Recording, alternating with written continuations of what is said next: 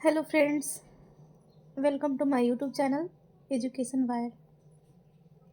आइए हम लोग आगे पढ़ते हैं। चैप्टर है इमारतें, चित्र तथा किताबें। बता दें कि ये 6 क्लास का लास्ट चैप्टर है। इसके बाद हम लोग क्लास 7 का हिस्ट्री करेंगे चैप्टर वाइज। पहला क्वेश्चन है, दिल्ली का एक हिस्सा है जहाँ कुतुबुद्दीन ऐबक ने दिल्ली के पहले मध्ययुगीन शहर की नींव रखी थी। सही आंसर हो जाएगा महरौली।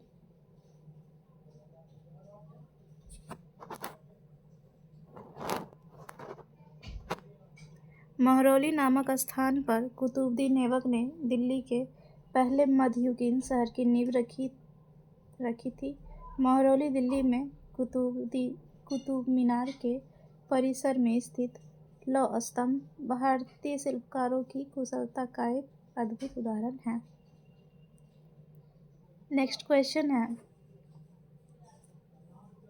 ऐहोल में मिले मंदिर हैं मेगुती शिवालय, लडखन मंदिर, जैन मंदिर, दुर्गा मंदिर, हुचिमल्लीगुड्डी। सही आंसर है ऑप्शन बी 2, 3, 4, 5। लडखन मंदिर, जैन मंदिर, दुर्गा मंदिर और हुचिमल्लीगुड्डी, ये चारों मंदिर जो हैं ये ऐहोल में मिले मंदिर है। यहाँ मेगुती शिवालय इससे संबंधित नहीं है।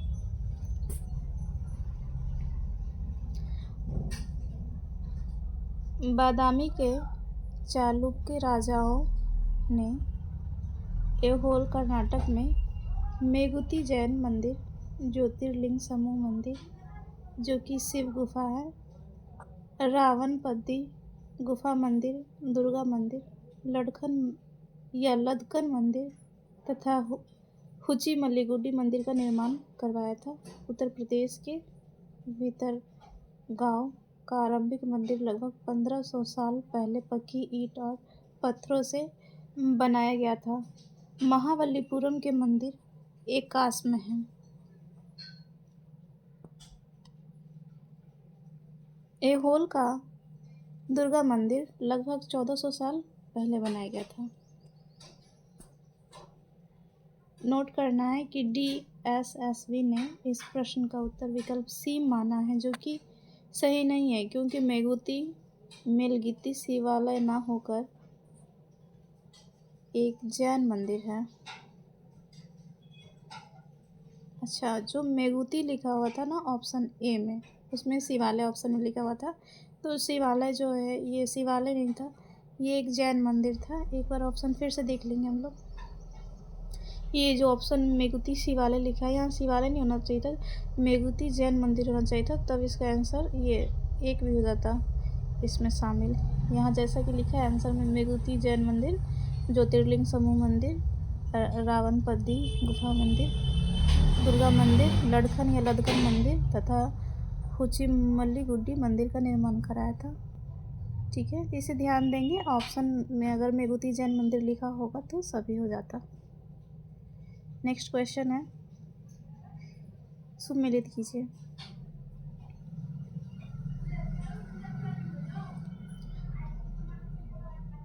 पंच सिद्धांतिका किसकी है? पंच सिद्धांतिका बारामिहिर की ही है। काव्य मीमांसा राजशेखर का, विशुद्धिमग बुद्ध घोष का है, कादम्बरी वानभट्ट का है। सभी सुमेलित हैं, सामने सामने ही हैं। ऑप्शन डी हो जाएगा 1, 2, 3, 4।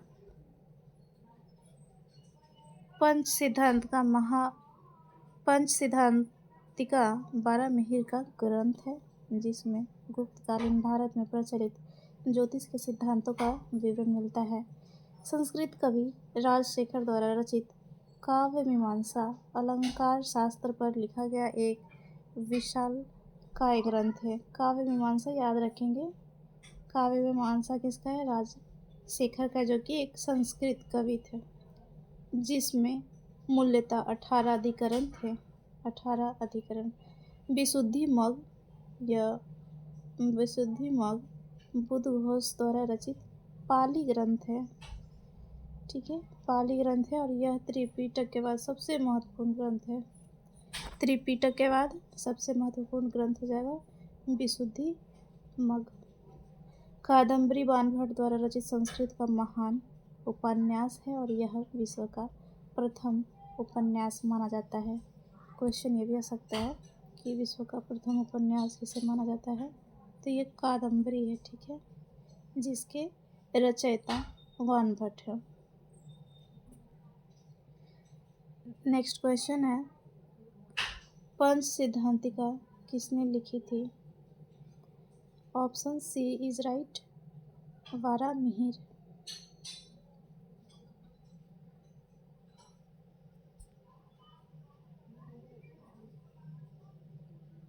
अब नेक्स्ट चैप्टर है, ये क्लास 7 का है। आपको बता दे, ये क्लास 7 का है।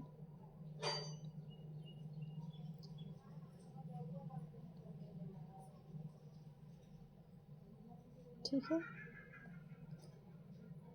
पहला क्वेश्चन टॉपिक जो है वो देख लेंगे। 1000 वर्षों के दौरान हुए परिवर्तनों की पड़ताल। फर्स्ट क्वेश्चन है, दिल्ली सल्तनत में ममलूक शब्द क्या इंगित करता था? ममलूक शब्द क्या इंगित करता था? फर्स्ट ऑप्शन है, एक अरबी शब्द जिसका अर्थ स्वामित्व है। यह शब्द तुर्की से लाए गए उन गुलामों के लिए प्रयुक्त किया जाता था जो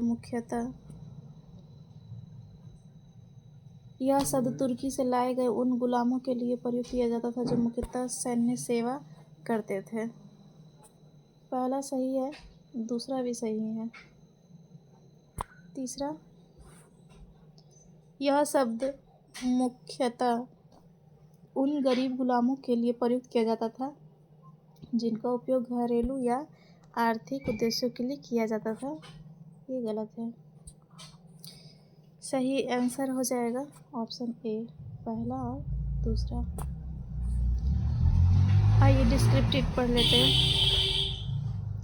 दिल्ली सल्तनत के आरंभिक राजवंश के नामकरण को लेकर पर्याप्त विवाद था। इसे गुलाम वंश, इलवारी वंश या आरंभिक तुर्क राजवंश कहा गया। तो अनेक नाम आ रहे हैं यहाँ पे मामलुक वंश के लिए। दिल्ली सल्तनत के आरंभिक राजवंश के नामकरण को लेकर पर्याप्त विवाद था। इसे गुलाम वंश, इलवारी वंश या आरंभिक तुर्क राजवंश कहा गया तथा जिसने 1206 से 1290 ईस्वी तक शासन किया, परंतु इतिहासकार हबीबुल्लाह ने इसे ममलूक या मामलुक वंश कहा। किसने कहा था? ये इतिहासकार है हबीबुल्लाह। इन्होंने ममलूक या मामलुक वंश कहा, जो सर्वाधिक मान्य माना जाता है। ममलूक अरबी भाषा का शब्द है जिसका अर्थ होता है स्वामित्व, जो कि ऑप्शन ए में था। ठीक है, गुलाम सेना नायकों द्वारा स्थापित राजवंशों को ममलूक राजवंश कहा जाता है। वस्तुतः ममलूक शब्द उन तुर्क गुलामों के लिए प्रयुक्त किया जो मुख्यतः सैन्य सेवा करते थे। दिल्ली के आरंभिक सुल्तान, विशेषकर इल्तुतमिश, सामंतों और जमींदारों के स्थान पर अपने विशेष गुलामों को सूबेदार नियुक्त करना अधिक पसंद करते थे। सल्तनत काल का पहला राजवंश था। सल्तनत काल का पहला राजवंश था मामलुक वंश। अतः अस्पष्ट पहला और दूसरा सत्य है।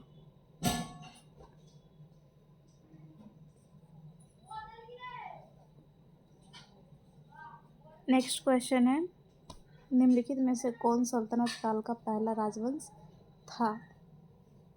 सही आंसर हो जाएगा मामलुक राजवंश। मामलुक राजवंश ऑप्शन डी।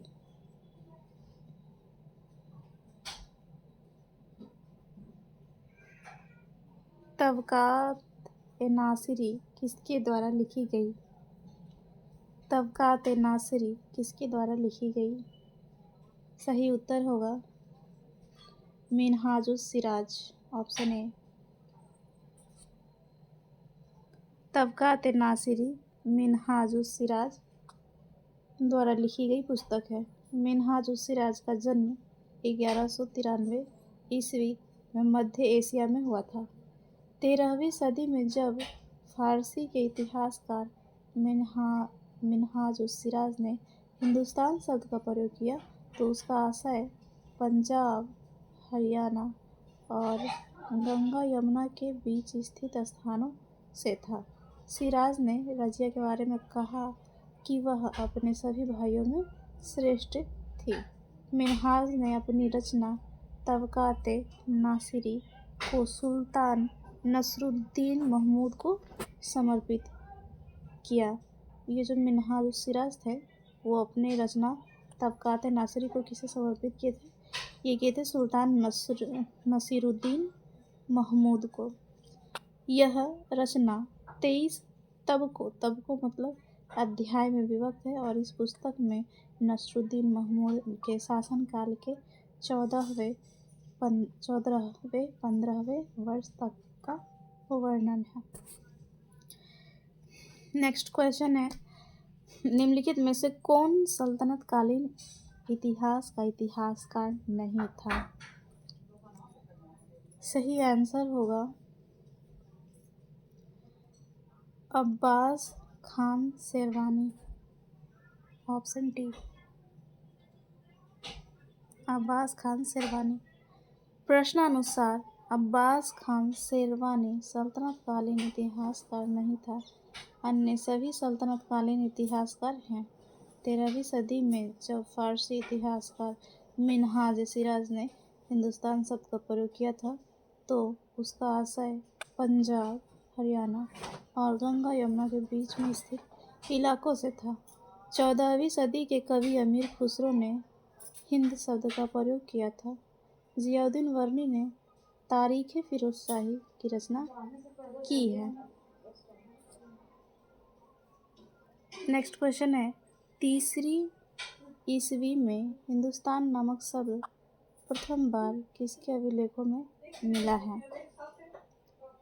3री ईस्वी में हिंदुस्तान नामक शब्द प्रथम बार किसके अभिलेखों में मिला है? सही आंसर हो जाएगा सासनी शासक।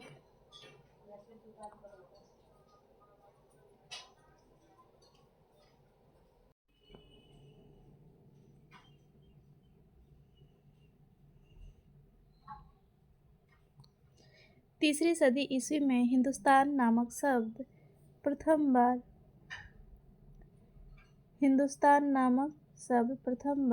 शासनी शासकों के अभिलेखों में मिलता है। टाइम देख लेंगे, 3री सदी ईस्वी में। 13वीं सदी में जब फारसी के इतिहासकार मिनहाजुस सिराज ने हिंदुस्तान शब्द का प्रयोग किया तो उसका आशय पंजाब, हरियाणा और गंगा यमुना के बीच में स्थित इलाकों से था। 16वीं सदी के आरंभ में बाबर ने हिंदुस्तान शब्द का प्रयोग इस उपमहाद्वीप के भूगोल, पशु पक्षियों और यहाँ के निवासियों की संस्कृति का वर्णन करने के लिए किया। यह प्रयोग 14वीं सदी के कवि अमीर खुसरो द्वारा प्रयुक्त शब्द हिंद के ही कुछ समान था। आगे है, दक्षिण भारत पर विजय किसके शासनकाल के दौरान पूरी हो गई थी? दक्षिण भारत पर विजय किसके शासनकाल के दौरान पूरी हो गई थी? सही उत्तर होगा गियासुद्दीन तुगलक। दक्षिण भारत पर विजय गियासुद्दीन तुगलक के शासनकाल के दौरान पूरी हो गई थी। गियासुद्दीन तुगलक ने तेलंगाना को विजित कर दिल्ली में मिला लिया था। तेलंगाना को जीता था और मिला लिया था दिल्ली में, तथा वारंगल को सुल्तानपुर के नए नाम से जाना गया। वारंगल जो जगह था उसका नया नाम कर दिया था सुल्तानपुर। अलाउद्दीन खिलजी के शासनकाल में दक्षिण भारत को लक्ष्य करके सैनिक अभियान शुरू हुए और मुहम्मद तुगलक के समय में अपने चरम सीमा पे पहुंचा। इन अभियानों में सल्तनत की सेनाओं ने हाथी, घोड़े, गुलाम आदि अपने कब्जे में ले लिया। मोहम्मद तुगलक ने 1323 ईस्वी में मदुरै को जीतकर दिल्ली सल्तनत में मिला दिया। कब जीता था मदुरै को? 1323 में, और जीतने के बाद दिल्ली में मिला लिया। नेक्स्ट क्वेश्चन है,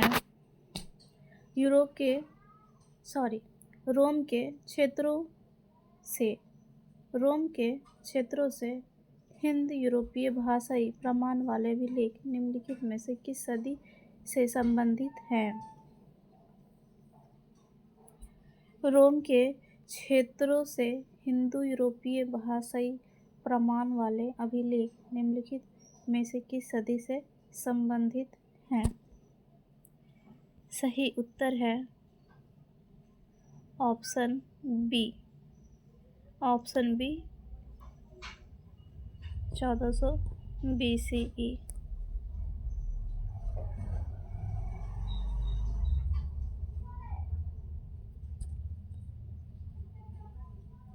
रोम के क्षेत्रों से हिंद यूरोपियन भाषाई प्रमाण वाले अभिलेख 1400 ईसा पूर्व से संबंधित है। हिंद यूरोपीय भाषाई प्रमाण वाले ऐसे ही अभिलेख इसी कालखंड में इराक, तुर्की आदि जैसे पश्चिम एशियाई देशों से भी मिले हैं। हिंद यूरोपीय भाषाओं में सबसे प्राचीन भाषा संस्कृत है। सबसे प्राचीन भाषा संस्कृत है तथा सबसे प्राचीन ग्रंथ ऋग्वेद को माना जाता है। नेक्स्ट क्वेश्चन है, नीचे दो वक्तव्य दिए गए हैं, कथन और कारण है। कथन है कि पहली बार 9वीं व 10वीं शताब्दियों में क्षेत्रीय भाषाओं के अभिलेख जारी किए गए थे। सही है, पहली बार 9वीं व 10वीं शताब्दियों में क्षेत्रीय भाषाओं के अभिलेख जारी किए गए थे। सही। कारण है, इस काल में क्षेत्रीयता का विशेष उभार हुआ। ये भी सही है, लेकिन व्याख्या नहीं करता है। ऑप्शन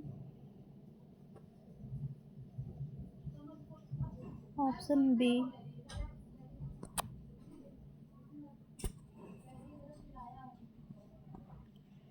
भारत में अभिलेखों के लेखन में क्षेत्रीय भाषाओं का प्रयोग 9वीं शताब्दी ईस्वी से आरंभ होता है और 10वीं से 11वीं शताब्दी में इनका प्रयोग बहुतायत में होने लगता है, जिसका एक प्रमुख कारण राजनीतिक विखंडीकरण के कारण क्षेत्रीयता की भावना का विकास रहा, जिसमें अनेक क्षेत्रों में अनेक राजवंशों का उदय हुआ, जिन्होंने अपने अभिलेखों में अपने क्षेत्रीय भाषा का प्रयोग किया। नेक्स्ट चैप्टर है, नए राजा और उनके राज्य। क्वेश्चन है,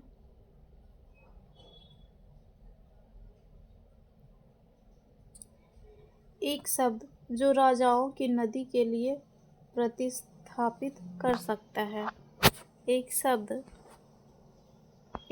जो राजाओं की नदी के लिए प्रतिस्थापित कर सकता है, इसका सही उत्तर होगा राजतरंगिणी।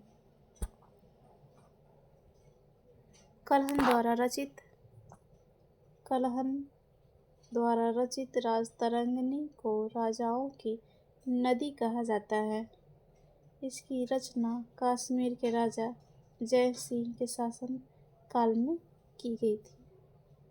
इसमें कश्मीर का इतिहास लिखा गया है। संस्कृत भाषा में लिखित इस ग्रंथ में 8 तरंग और 7826 श्लोक है। इसे संस्कृत के ऐतिहासिक महाकाव्यों का मुकुटमणि कहा जाता है। तो ये बात ध्यान रखने वाला है कि ये जो राजतरंगिणी है कलहन द्वारा रचित है। राजाओं की नदी कहा जाता है इसकी रचना कश्मीर के राजा जय सिंह के शासनकाल में की गई थी और इसमें कश्मीर का इतिहास लिखा गया है। संस्कृत भाषा में लिखा हुआ है और यह इसमें 8 तरंग हैं, 7826 श्लोक हैं और यह संस्कृत के ऐतिहासिक महाकाव्यों का मुकुटमणि कहा जाता है।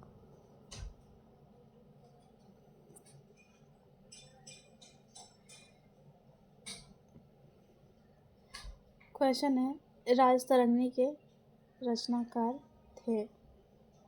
सही उत्तर हो जाएगा कल्हन, ऑप्शन ए।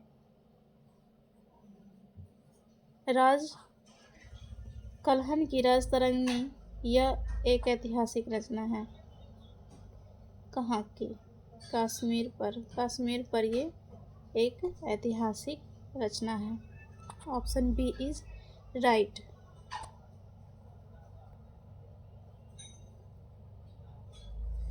किसके द्वारा चोल साम्राज्य को 9वीं सदी में पुनर्जीवित किया गया था? चोल साम्राज्य को 9वीं सदी में पुनर्जीवित किया गया था। सही उत्तर होगा विजयालय, ऑप्शन सी।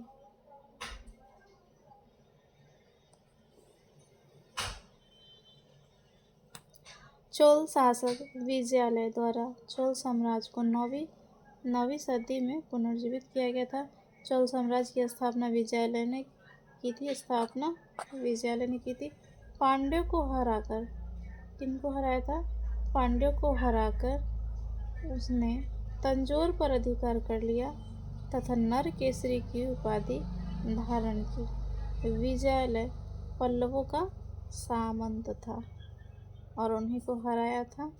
हराने के बाद तंजौर को जीता था। जीतने के बाद नरकेसरी की उपाधि धारण की थी। नेक्स्ट क्वेश्चन है, इनमें से किस चोल राजा के शासनकाल में वंशानुगत जमींदारों की काफ़ी जगह आश्रित अधिकारियों ने ले ली थी?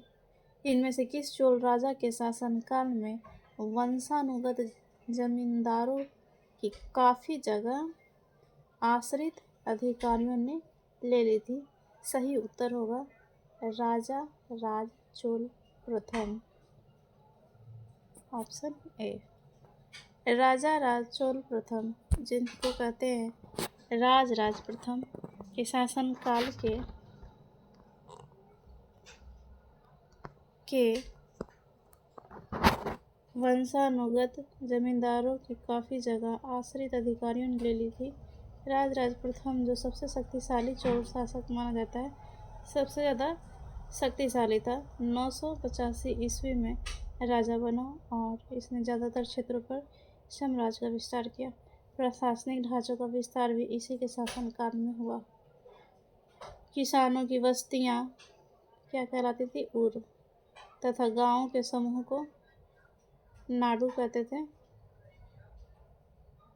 गांवों के समूह को नाडू कहा जाता था। नाडू। चोल शासक राज प्रथम ने सर्वप्रथम संपूर्ण द्रविड़ प्रदेश को विजित किया था। पूरा जो द्रविड़ प्रदेश था दक्षिण का, सबको जीता था।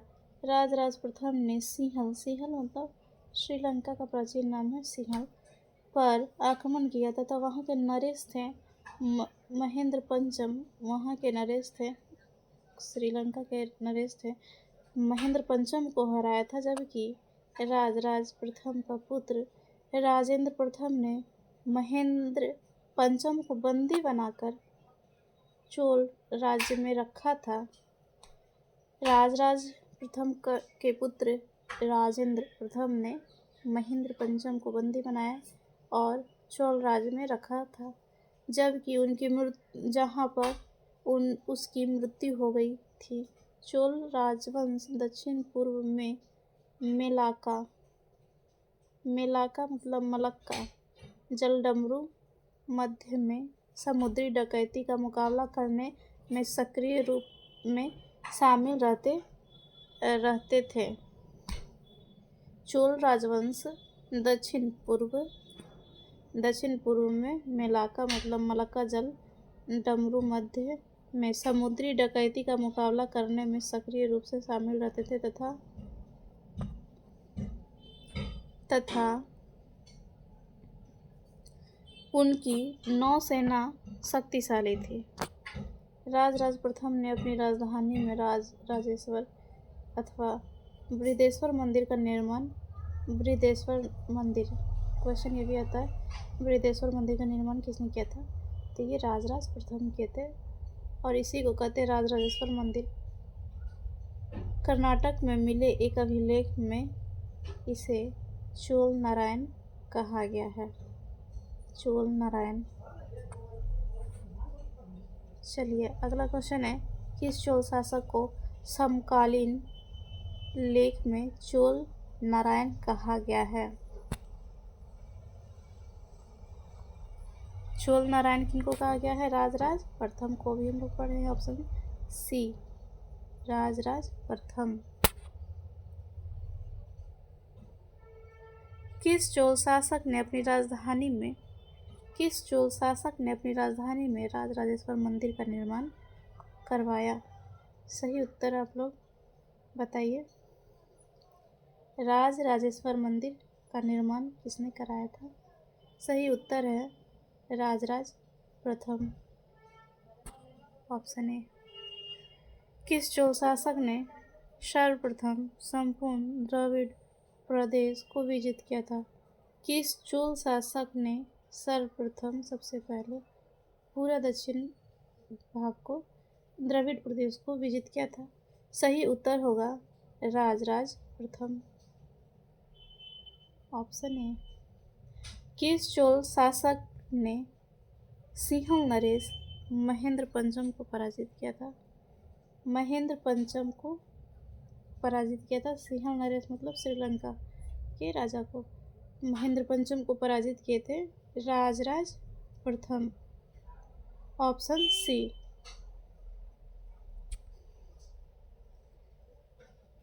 लेकिन इसका आंसर डी दिया है, इसीलिए डी दिया है, इसका आंसर डी हो जाएगा। ठीक है, इसलिए दिया था क्योंकि ये राजराज प्रथम दो किए थे, इसमें राजेंद्र प्रथम भी किए थे। उनके पुत्र जो कि ये चोल साम्राज्य में उनको बंदी बना के रखे थे महेंद्र पंचम को, फिर वहीं पे महेंद्र पंचम का मृत्यु हो गया था। इसीलिए इसका आंसर सही उत्तर हो जाएगा एक से अधिक, ऑप्शन डी।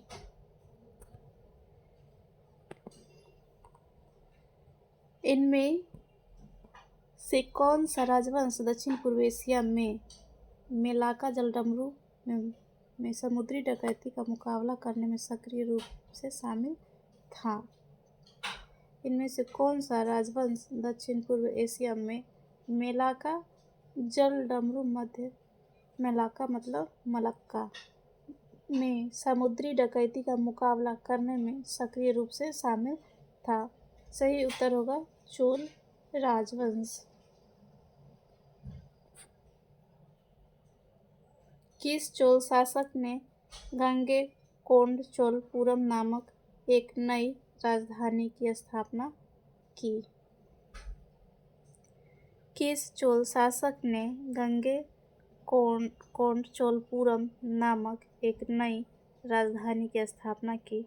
सही उत्तर होगा राजेंद्र प्रथम, ऑप्शन सी।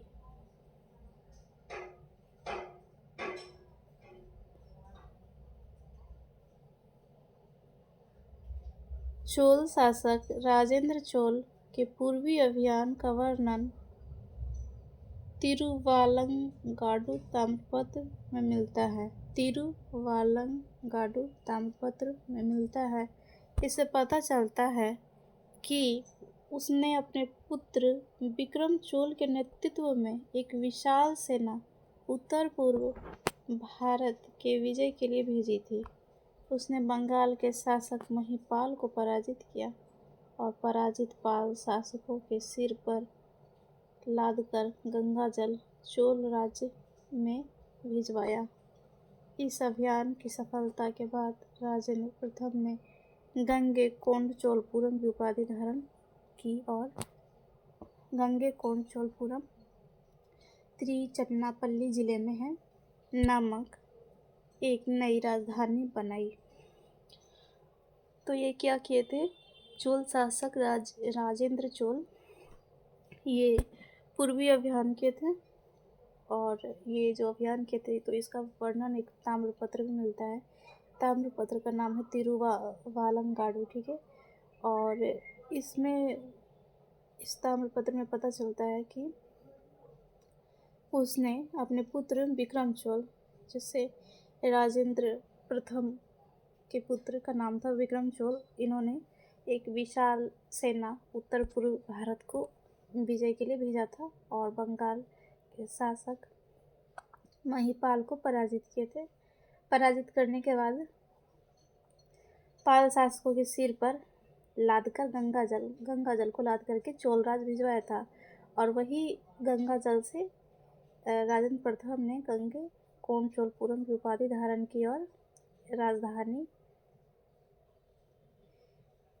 गंगैकोंडचोलपुरम नामक एक नई राजधानी बनाई थी, जो कि तिरुचिरापल्ली जिले में है।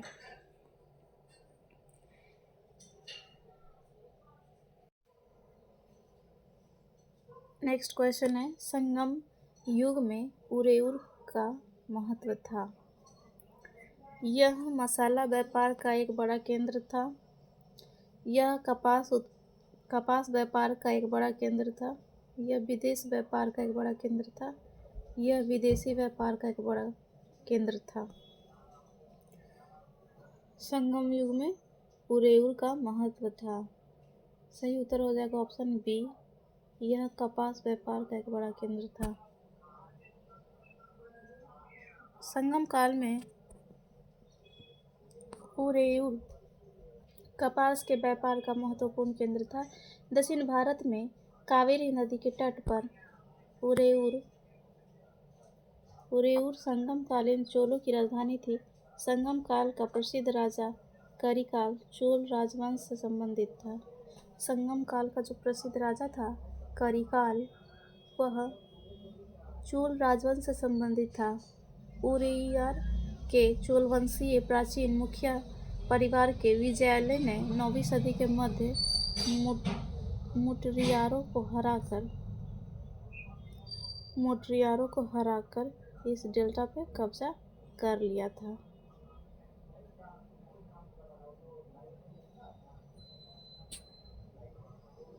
नेक्स्ट क्वेश्चन है, संगम काल के प्रसिद्ध राजा करिकाल इनमें से किस राजवंश से संबंधित था? सही उत्तर होगा ऑप्शन बी, चोल। इनमें से किस राजवंश के शासनकाल के दौरान बुनकरों और व्यापारियों के कोलर समुदाय को मंदिर प्रशासन और साथ में भूमि स्वामित्व अधिकारों में अधिक भागीदारी दी गई थी? सही उत्तर होगा चोल राजवंश। चोल राजवंश में कोई कोलार या के कोलर समुदाय बुनकरों और व्यापारियों की श्रेणी चोल काल के दौरान उनकी प्रमुख व्यापारिक और सैन्य भूमिकाएं थी। तो ये एक समुदाय है के कोलर या फिर काई कोलार समुदाय है बुनकरों और व्यापारियों की, ठीक है। चोल काल के दौरान उनकी प्रमुख व्यापारिक और सैन्य भूमिकाएं थी। चोल काल में मंदिर के आसपास पुरोहित, मालाकार, बावर्ची, मेहतर, संगीतकार एवं नर्तक इत्यादि रहते थे। ये मंदिर पूजा आराधना के केंद्र के साथ सामाजिक, आर्थिक एवं सांस्कृतिक जीवन के केंद्र भी थे। नेक्स्ट क्वेश्चन है, चोल काल की सबसे प्रमुख विशेषता थी? सही उत्तर होगा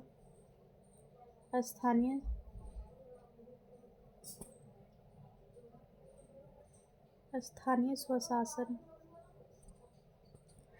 ऑप्शन सी। चोल काल की सबसे महत्वपूर्ण विशेषता स्थानीय स्वशासन है। स्थानीय स्वशासन के अंतर्गत किसानों की बस्तियां ऊर कहलाती थी। इस तरह के गांव के समूह को नाडु कहा जाता था।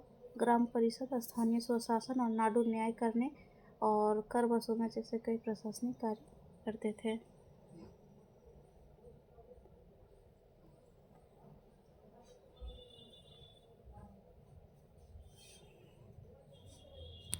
नेक्स्ट क्वेश्चन है, गांव के रूप में ऊर एक आवासीय इकाई थी। गांव में मुख्यतः रहते थे, गांव में कौन रहते थे?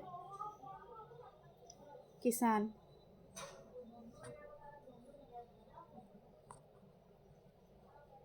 किसानों की जो बस्ती थी उसी को ना ऊर कहते थे।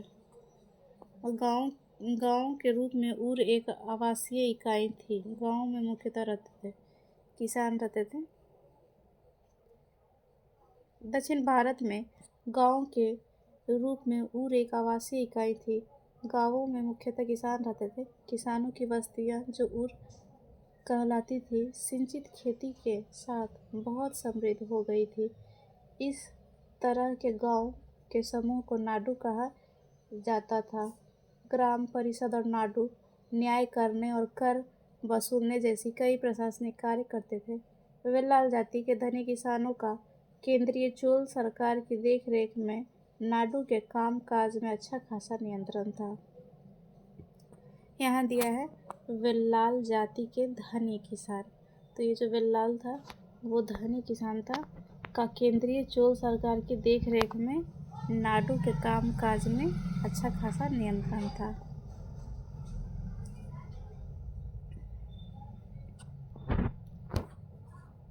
अगला चैप्टर है दिल्ली के सुल्तान।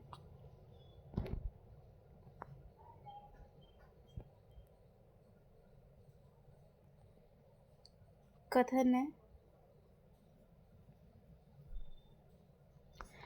गयासुद्दीन तुगलक ने खोत तथा मुकदमों को भू-राजस्व में रियायतें दी। कारण है, गयासुद्दीन तुगलक पुराने मुस्लिम कुलीन वर्ग की शक्ति पर अंकुश लगाने के लिए हिंदू कुलीन वर्ग का सक्रिय समर्थन चाहता था।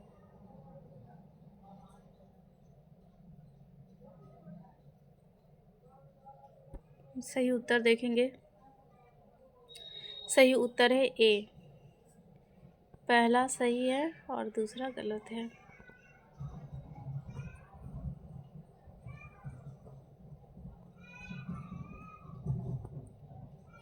गयासुद्दीन तुगलक ने खोत और मुकदमों को भू-राजस्व में रियायतें दी। सही बात है। लेकिन गयासुद्दीन तुगलक पुराने मुस्लिम कुलीन वर्ग की शक्ति पर अंकुश लगाने के लिए हिंदू कुलीन वर्ग की सक्रिय समर्थन चाहते थे। ये गलत है। गयासुद्दीन तुगलक ने खूत या मुकदमों को राजस्व में रियायतें दी। लगान वसूलने वाले पुराने मुकदमों और खूतों की विशेषाधिकारों को पुनः बहाल कर दिया गया तथा उनके खेत और चारागाह को कर मुक्त कर दिया गया।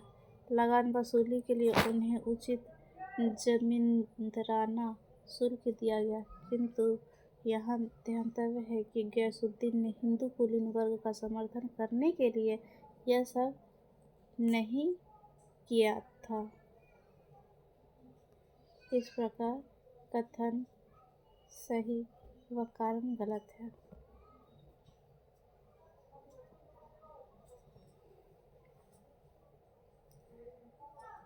नेक्स्ट क्वेश्चन है, दिल्ली के किस सुल्तान ने अपने जीवन काल में ही अपना मकबरा बनवा लिया था? दिल्ली के किस सुल्तान ने अपने जीवन काल में ही अपना मकबरा बनवा लिया था? मरने से पहले ही अपने लिए मकबरा खुद बनवा लिया। तो ये सही आंसर इसका होगा इल्तुतमिश। इल्तुतमिश सही उत्तर। सही उत्तर लेकिन डी दिया है। फिर से देखेंगे। सही उत्तर एक से अधिक है। उपयुक्त में से एक से अधिक। आंसर हम लोग देख लेंगे सही से क्या है। इल्तुतमिश ने अपने जीवन काल में ही अपना मकबरा बनवाया, जो इल्तुतमिश के मकबरे के नाम से प्रसिद्ध है।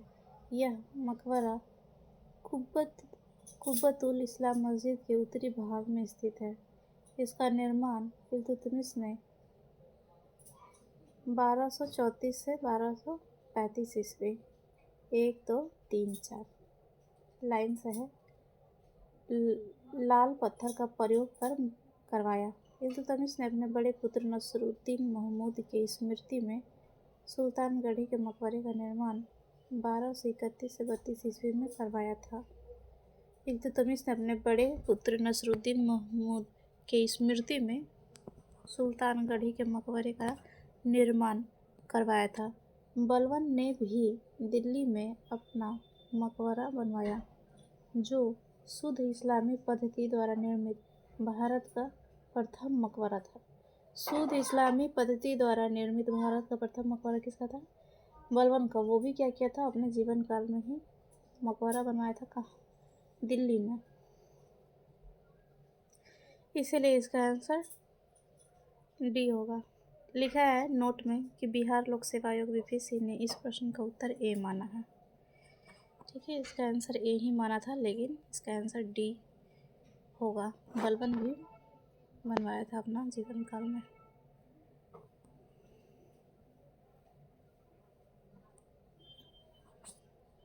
नेक्स्ट क्वेश्चन है, बलबन ने अपने सहधर्मी को आज्ञाकारी बनाने हेतु सिक्कों पर क्या खुदवाया? बलबन ने अपने सहधर्मी को आज्ञाकारी बनाने हेतु सिक्कों पर क्या खुदवाया? सही आंसर ऑप्शन सी, अमीर उल मोमिन।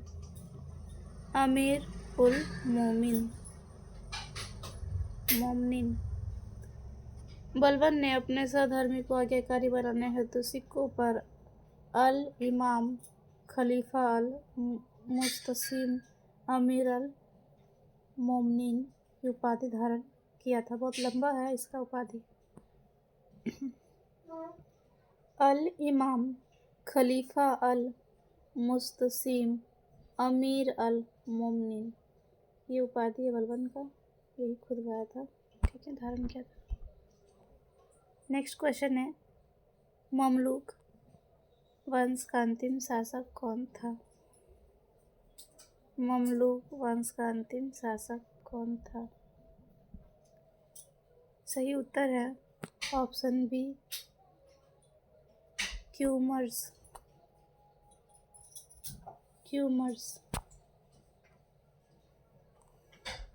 ममलूक वंश का अंतिम शासक क्यूमर्स था। 1290 ईस्वी बलबन का पोता था ये क्यूमर्स।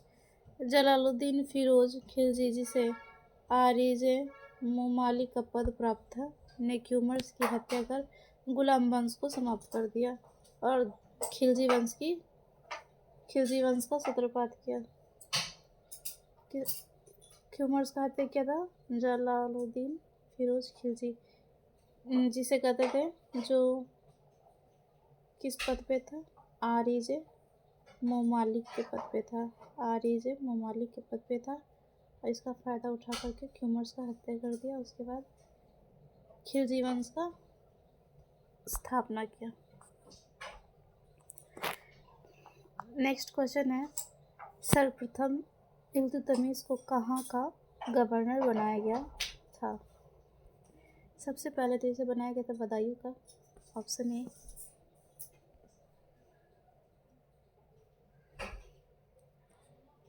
दिल्ली सल्तनत का वास्तविक संस्थापक इल्तुतमिश, ये वास्तविक संस्थापक था दिल्ली सल्तनत का इल्तुतमिश।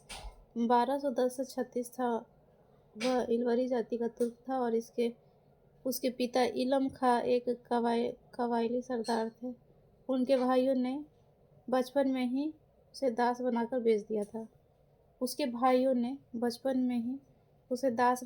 दिया था। इसे गुलामों का गुलाम भी कहा जाता है। 1205 से 6 में गौरी अंतिम अभियान में उसने अद्वितीय साहस का परिचय दिया। गौरी के अंतिम अभियान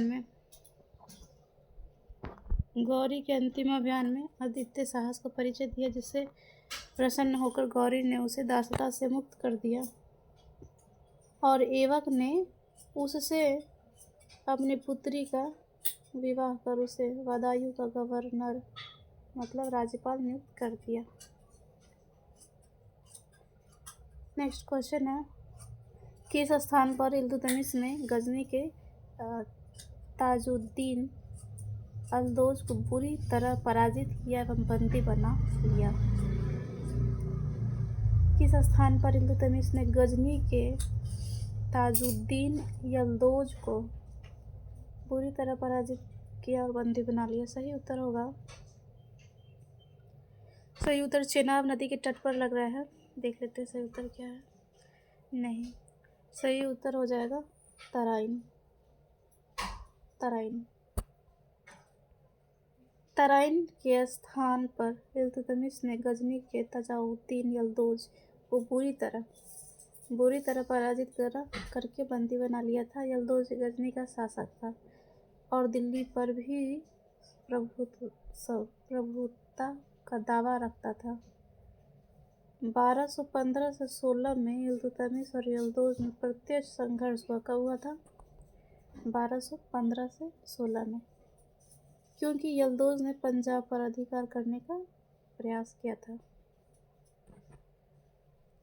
नेक्स्ट क्वेश्चन है, दिल्ली में कुब्बत उल इस्लाम मस्जिद का निर्माण किसने करवाया था?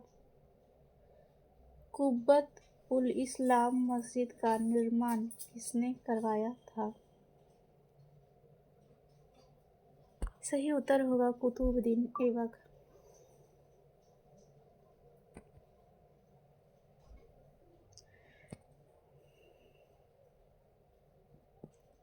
दिल्ली में कुब्बत उल इस्लाम मस्जिद का निर्माण कुतुबुद्दीन ऐबक ने 1197 में दिल्ली में राय पिथौरा किले के पास करवाया था। कहाँ पर? दिल्ली में कराया था। कहाँ? राय पिथौरा किले के पास। कब? 1197 में। यह भारत में निर्मित पहली तुर्क मस्जिद है। यह इंडो इस्लामी शैली का प्रथम उदाहरण है। अलाउद्दीन खिलजी ने कुब्बत उल इस्लाम मस्जिद के स्तंभों पर कुरान की आयतें लिखवाई हैं। महरौली का लौह स्तंभ इसी मस्जिद के प्रांगण में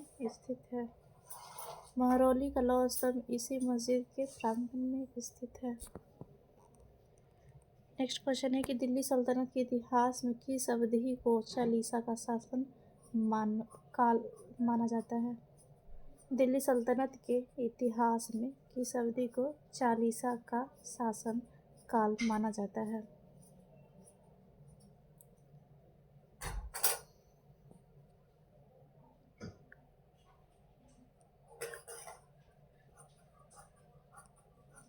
सही उत्तर ऑप्शन ए है।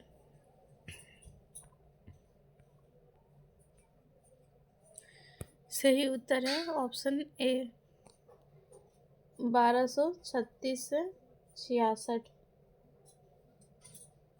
1236 से 66।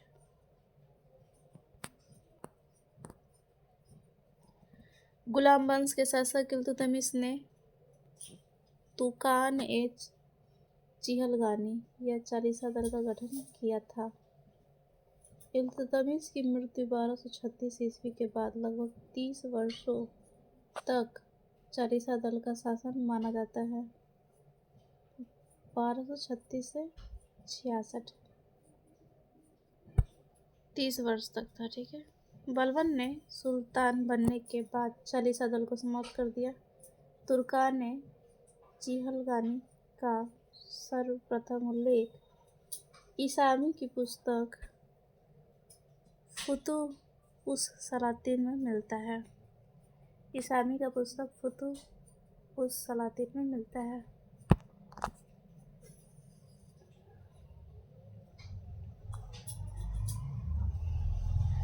नेक्स्ट क्वेश्चन है, गयासुद्दीन बलबन का मूल नाम क्या था?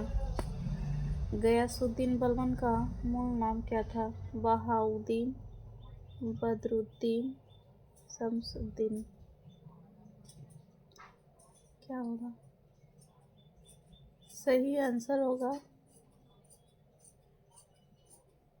Bahauddin, option A. बलबन 1266 से 1287 1266 से 1287 ईस्वी का मूल नाम बहाउद्दीन था। वह इलवरी जाति का तुर्क था जिसे ख्वाजा जमालुद्दीन को बेच दिया गया था। किसे बेचा गया था? ख्वाजा जमालुद्दीन को। बलबन सुल्तान बनने के पहले 20 वर्ष तक नसरुद्दीन महमूद का वजीर रहा था। नसरुद्दीन महमूद का वजीर रहा था 20 वर्ष तक। सुल्तान बनने पर उसने गयासुद्दीन की उपाधि धारण की। जब वो सुल्तान बन गया तो गयासुद्दीन का उपाधि धारण किया। बलबन के राजस्व का सिद्धांत रक्त एवं लौह की नीति पर आधारित था। उसने दरबार में सिजदा व पेशोज की प्रथा की शुरुआत की थी। सिजदा व पेशोज की प्रथा का शुरुआत किया था। नेक्स्ट है, इल्तुतमिश का तत्कालीन उत्तराधिकारी कौन था? सही आंसर हो जाएगा रुकनुद्दीन फिरोज शाह।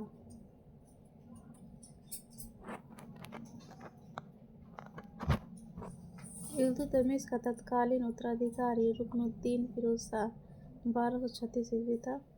रुकनुद्दीन के समय वास्तविक सत्ता उसकी मां शाह तुर्कान के हाथों में थी। जनता ने रुकनुद्दीन फिरोज शाह को सत्ता से अपदस्थ कर रजिया को सुल्तान बनाया। रुकनुद्दीन फिरोज शाह दिल्ली सल्तनत पर 7 माह तक शासन किया था। 7 महीना, ठीक है। नेक्स्ट है, तारीख ए फिरोजशाही किसने लिखी? तारीख ए फिरोजशाही किसने लिखी? आंसर हो जाएगा जियाउद्दीन बरनी, ऑप्शन ए।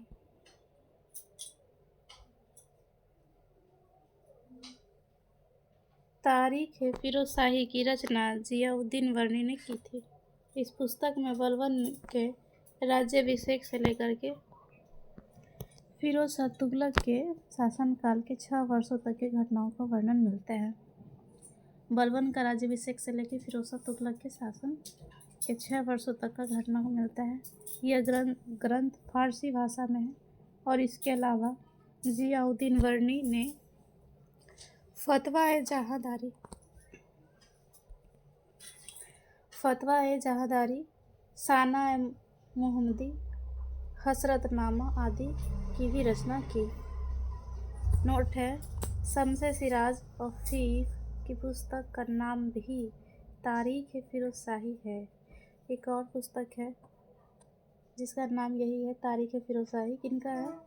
शम्स-ए सिराज अफीफ का, जिसकी रचना वर्नी की मृत्यु के बाद की है। वर्नी के बाद का है। नेक्स्ट क्वेश्चन है,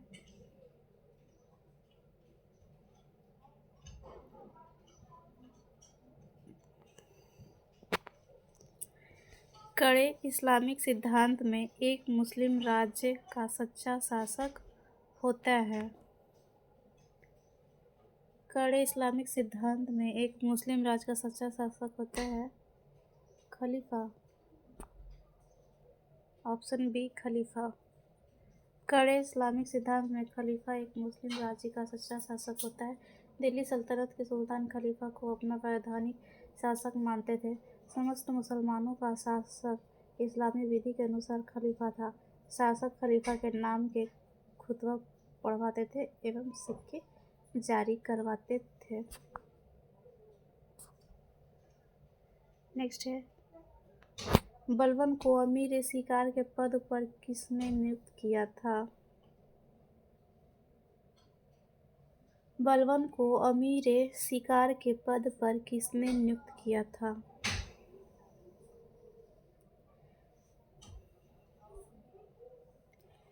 इसमें से आंसर मुझे इनमें से कोई नहीं लग रहा है। सही उत्तर देख लेते हैं, ऑप्शन सी है। अच्छा, रजिया ने किया था। ऑप्शन सी रजिया बेगम। बलवन को अमीर शिकार के पद पर रजिया बेगम ने नियुक्त किया था। इल्तुतमिश के समय बलवन को खासदार सुल्तान का निजी सेवक। इल्तुतमिश के टाइम बलवन क्या था? खासदार था, सुल्तान का निजी सेवक था। और रजिया इसको अमीर शिकार का पद दी। जबकि अलाउद्दीन मसूद शाह एवं नसरुद्दीन महमूद के ने क्रमशः अलाउद्दीन मसूद शाह इसको अमीर हाजी और नसरुद्दीन महमूद इसे नाइब मुमलिकात के पद पर नियुक्त किया था। क्वेश्चन पूछता है ये सब कि बलवन को नाइब मुमलिकात के पद पर किसने नियुक्त किया था? नसरुद्दीन महमूद। अमीर हाजिब के पद पर कौन नियुक्त किया था? अलाउद्दीन मसूद शाह। नेक्स्ट है, चालीसा के संगठन को किसने समाप्त किया? चालीसा के संगठन को समाप्त किया था बलवन। सही आंसर हो जाएगा ऑप्शन ए। चालीसा के संगठन को सुल्तान बलवन ने समाप्त किया था। तुर्कान चहलगानी का संगठन इल्तुतमिश ने किया था। यह गुलाम तुर्कों का एक संगठन था। बलवन भी इस संगठन का सदस्य था और इस दल में इल्तुतमिश के सबसे विश्वास पात्र गुलाम होते थे, जो 40 की संख्या में थे, जिन्हें 40 सदस्यों का एक दल भी कहा जाता था। इस दल को बलवन ने अपने शासनकाल के दौरान समाप्त कर दिया था।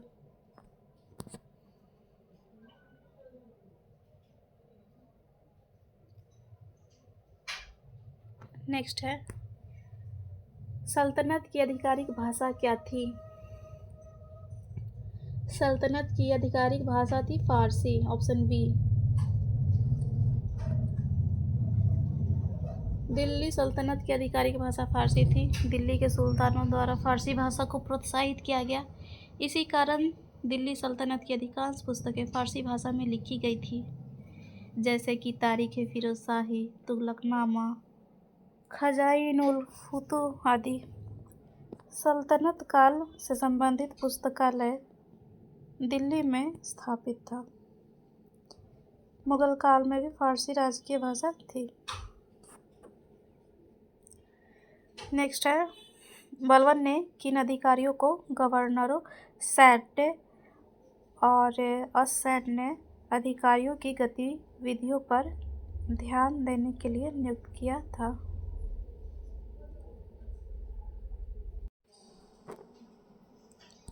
सही आंसर होगा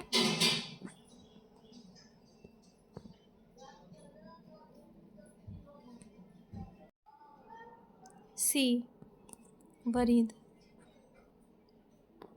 बलवन ने किन अधिकारियों को गवर्नरों, सैन्य और असैन्य अधिकारियों की गतिविधियों पर ध्यान रखने के लिए नियुक्त किया था? आंसर होगा वरीद। दिल्ली के सुल्तान बलवन ने बरीद जो था वो गुप्तचर अधिकारी होता था, को गवर्नरों, सैन्य और असैन्य अधिकारियों की गतिविधियों पर ध्यान रखने के लिए नियुक्त किया था। दीवान-ए-अर्ज विभाग की स्थापना बलवन ने की थी। ये इम्पोर्टेंट क्वेश्चन है। दीवान-ए-अर्ज विभाग का स्थापना बलवन ने किया था और इस विभाग का अध्यक्ष R.E.J. मुमालिक होता था। बरीद के अधिकारी को बरीद-ए-मुमालिक कहा जाता था।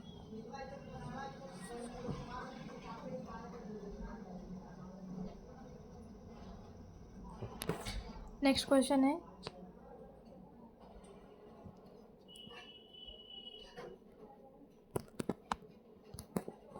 खिलजियों की राज व्यवस्था का अग्रदूत कौन था?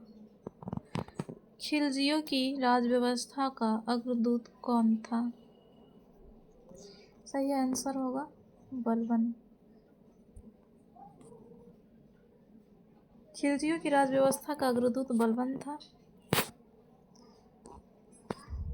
बलबन ने मंगोलों के आक्रमण को रोकने के लिए सीमांत क्षेत्रों में दुर्गों का निर्माण किया और अपने योग्यतम सैनिकों को वहां नियुक्त किया तथा उत्तरी पश्चिमी सीमा के संबंध में उसने जो नीति अपनाई वही आगे चलकर खिलजी शासकों के लिए मार्गदर्शक सिद्ध हुई। तो बहुत ही ये इम्पोर्टेंट क्वेश्चन बात है, ये ध्यान रखना है कि खिलजियों की राज व्यवस्था का अग्रदूत बलबन था। बलबन ने मंगोल के आक्रमण को रोकने के लिए सीमांत क्षेत्रों में दुर्गों का निर्माण कराया और वहाँ पे योग्य सैनिकों को भी नियुक्त किया था। उत्तर पश्चिम सीमा के संबंध में उसने जो नीति अपनाई वही आगे चल के खिलजी शासकों के लिए मार्गदर्शक सिद्ध हुई। इसी संदर्भ में इतिहासकार हबीबुल्लाह ने कहा कि बलबन ने ही बड़ी सीमा तक खिलजी राज व्यवस्था की पृष्ठभूमि का निर्माण किया।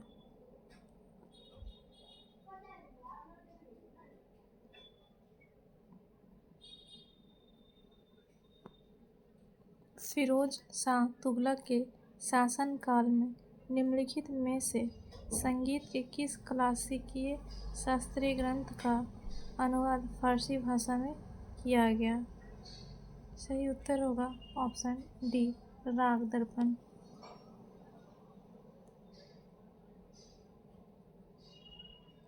फिरोज शाह तुगलक 1351 से 1388 ईस्वी के शासन काल में संगीत के क्लासिकीय ग्रंथ राग दर्पण का अनुवाद फारसी में किया गया और इस काल में संगीत कला पर कई ग्रंथों की रचना हुई। राग विवेक की रचना सोमनाथ ने की थी, ठीक है, और सारंगदेव ने संगीत रत्नाकर की रचना की। सारंगदेव ने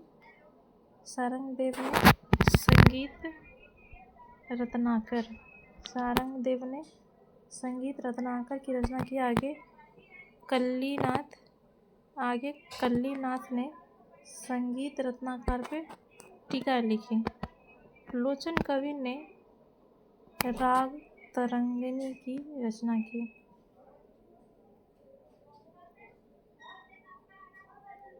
नेक्स्ट क्वेश्चन है, लाख वक्स की उपाधि थी किसकी थी? लाख वक्स की उपाधि थी, सही आंसर हो जाएगा कुतुबुद्दीन ऐबक।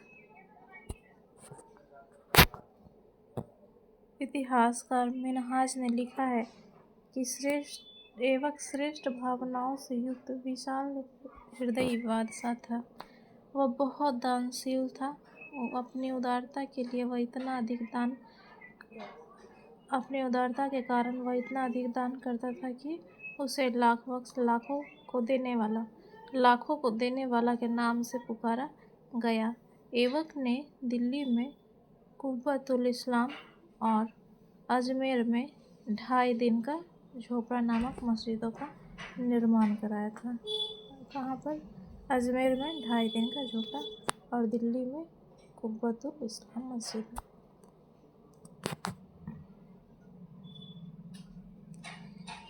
नेक्स्ट है, लाख वक्स किसका खिताब था? सही आंसर होगा ऐबक। दिल्ली के सुल्तानों का सही कालानुक्रम क्या है?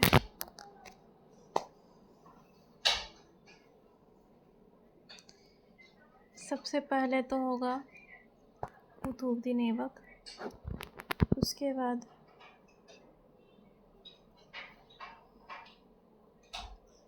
इल्तुतमिश के बाद रजिया के बाद रजिया के बाद नसरुद्दीन महमूद, उसके बाद बलबन, फिर कैकुबाद। सही क्रम बनेगा 5, 6,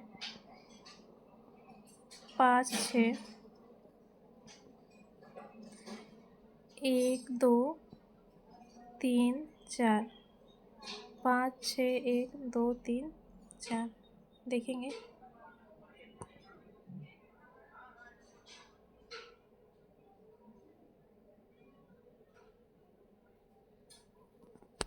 5 6 1 2 3 4 सही है। सबसे पहले कुतुबुद्दीन ऐबक 1206 से 1210, उसके बाद इल्तुतमिश 1210 से 36, रजिया 1236 से 40, नसरुद्दीन महमूद 1246 से 65, बलबन 1266 से 1287, कैकुबाद 1286 से 1290। नेक्स्ट है आधुनिक ढिल्लिका की स्थापना किसके द्वारा की गई थी? आधुनिक ढिल्लिका, दिल्ली को ही कहते थे पहले, किसके द्वारा किया गया था? सही आंसर होना चाहिए अनंगपाल, ऑप्शन ए अनंगपाल।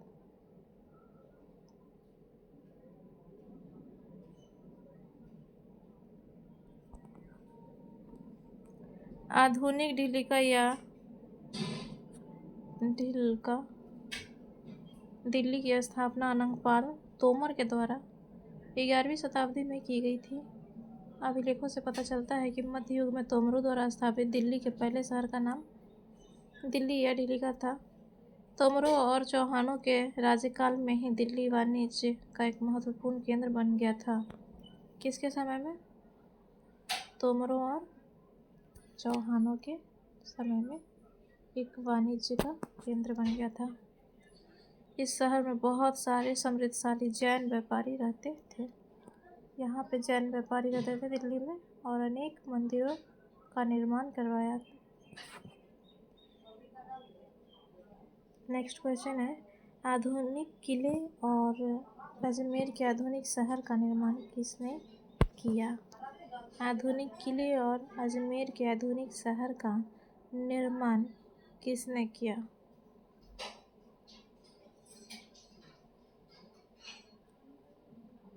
सही उत्तर होगा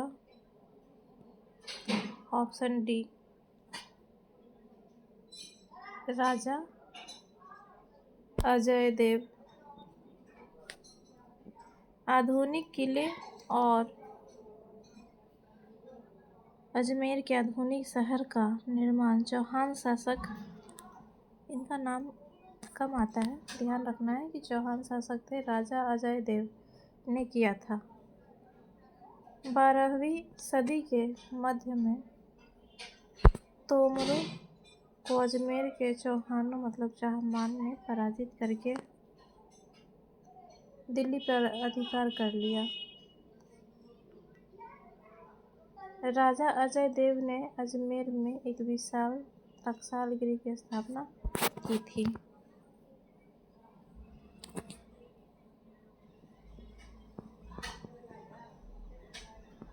नेक्स्ट क्वेश्चन है कथन है तुर्कान चिहलगानी इल्तुतमिश द्वारा स्थापित 40 तुर्की गुलाम अधिकारियों का समूह था। सही है। शमसी गुलामों का एक ही मास्टर था और एक ही समूह। प्रत्येक ने यह घोषणा की कि मैं ही हूँ और मेरे अलावा और कोई नहीं, और एक दूसरे को संबोधित किया कि तुम क्या हो जो मैं नहीं हूँ, और तुम क्या रहे हो जो मैं नहीं रहा हूँ।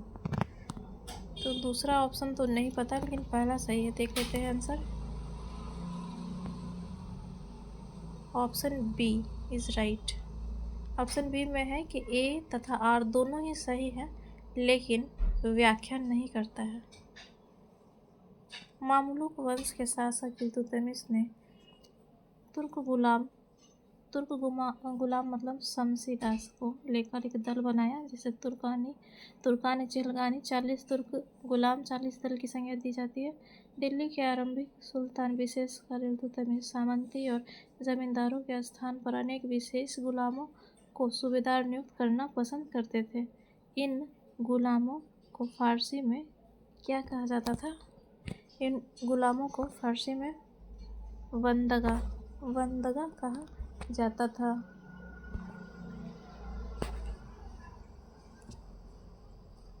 निम्नलिखित में से बलबन द्वारा अपनी सेना को पुनर्गठित करने के संबंध में कौन सा वक्तव्य सही है? बलबन ने सैनिकों की संख्या व उनके वेतन तथा परिलाभों को वृद्धि की। दूसरा है, अपनी सेना को चुस्त दुरुस्त रखने के लिए उसने सेना को एक्सरसाइज की बारंबारता पर बल दिया। तीसरा है, बलबन ने अपने सैनिक अभियानों को गुप्त रखा और अपने मलिकों को कूच करने से केवल एक रात पहले अपने सैनिक अभियानों की जानकारी देता था। सही उत्तर ऑप्शन डी होगा, तीनों ही सही है। गयासुद्दीन बलबन ने जिस निरंकुश राजतंत्र की नींव डाली थी उसके लिए उसने सेना का पुनर्गठन किया, सैनिकों की संख्या में वृद्धि के साथ साथ वेतन में भी वृद्धि किया। उसने दीवान अर्ध सैनिक विभाग की स्थापना किया था एवं इमादुल मुल्क अहमद अयाज को सेना अध्यक्ष नियुक्त किया था। तो ये नाम बहुत कम जगह मिलता है कि आखिर सेना अध्यक्ष किसको बनाया था बलबन। तो यह नाम है इसका अहमद अयाज इमादुल मुल्क को सेना अध्यक्ष नियुक्त किया था। अपनी सेना को चुस्त दुरुस्त रखने के लिए उसने सेना को एक्सरसाइज की बारंबारता पर जोर दिया तथा अपने मालिकों को कूच करने से केवल एक रात पहले अपने सैनिक अभियानों की जानकारी देता था। नेक्स्ट क्वेश्चन है, निम्नलिखित में से कौन मुइजुद्दीन महमूद बिन शाम मतलब मोहम्मद गौरी का गुलाम नहीं था? कौन मोहम्मद गौरी का गुलाम नहीं था?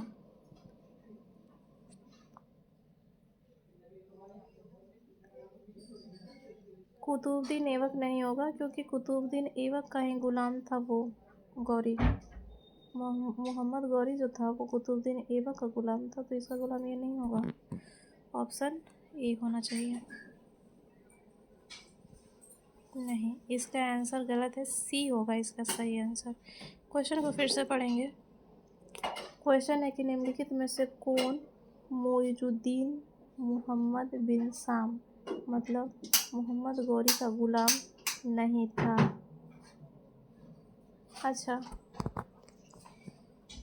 मोहम्मद गौरी का गुलाम ऐबक था, ताजुद्दीन एल्दोज था, बख्तियार खिलजी नहीं था। ठीक है, बख्तियार खिलजी नहीं होगा, इसलिए ऑप्शन सी है। और ये मलिक बहाउद्दीन तुगरिल भी था। सही आंसर ऑप्शन सी हो जाएगा, बख्तियार खिलजी।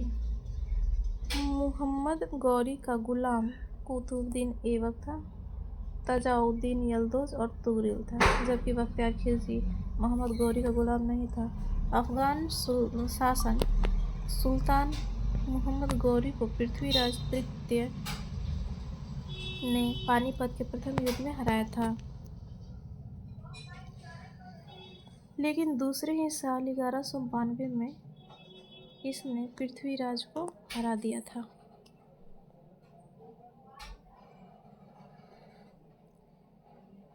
सल्तनतकालीन इतिहास में सर्वप्रथम दिल्ली सल्तनतकालीन इतिहास में सर्वप्रथम नायब ममलिकात कौन था? नायब ममलिकात कौन था?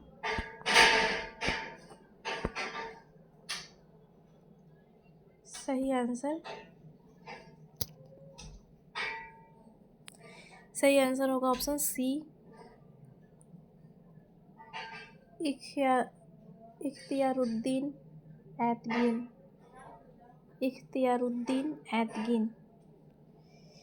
सर्वप्रथम नायब ममलिकात कौन बना था? इख्तियारुद्दीन ऐतगिन।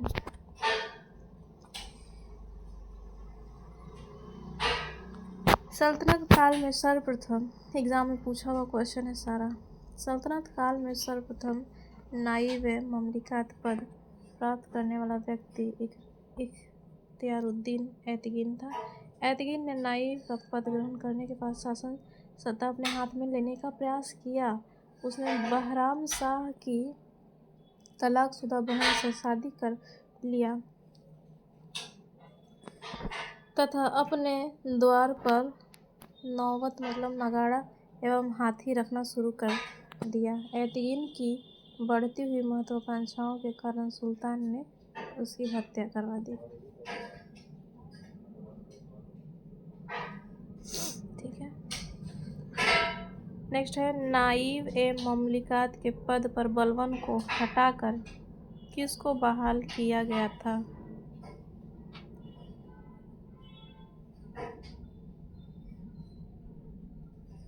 सही उत्तर होगा ऑप्शन ए, इमादुद्दीन रेहान।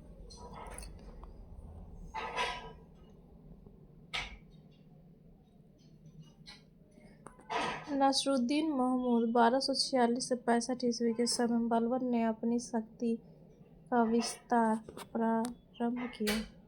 1249 ईस्वी में नसरुद्दीन महमूद ने बलबन को उलुग खां की उपाधि प्रदान की तथा एवं नाइब ए ममलिकात नियुक्त किया। 1253 में भारतीय मुसलमानों के नेता इमादुद्दीन रेहान बलबन के स्थान पर नाइब बना। 1254 ईस्वी को बलबन पुनः नाइब बन जाता है। आज का लास्ट क्वेश्चन है कि बलबन को सर्वप्रथम किस दायित्व के निर्वहन हेतु नियुक्त किया गया था? बलबन को सर्वप्रथम किस दायित्व के निर्वहन हेतु नियुक्त किया गया था? सही उत्तर होगा ऑप्शन सी, खासदार। सर्वप्रथम कह रहा है तो सर्वप्रथम वो इल्तुतमिश उसको नियुक्त किया था खासदार, ऑप्शन सी। गयासुद्दीन बलबन 1266 से 1287 एक मध्य एशियाई तुर्क था जिसे मंगोलों ने पकड़कर ख्वाजा जमालुद्दीन बसरी को बेच दिया था। इसे बाद में इल्तुतमिश द्वारा खरीद लिया गया। प्रारंभ में वह एक साधारण जलवाहक के रूप में था, ठीक है। लेकिन कुछ समय बाद इल्तुतमिश ने उसे खासदार राजा का निजी परिचारक के पद पर नियुक्त किया। तो इस वीडियो में इतना ही। वीडियो लॉन्ग हो गया है। वीडियो अगर आपको अच्छा लगे तो लाइक, शेयर और कमेंट जरूर करें। Thanks for watching.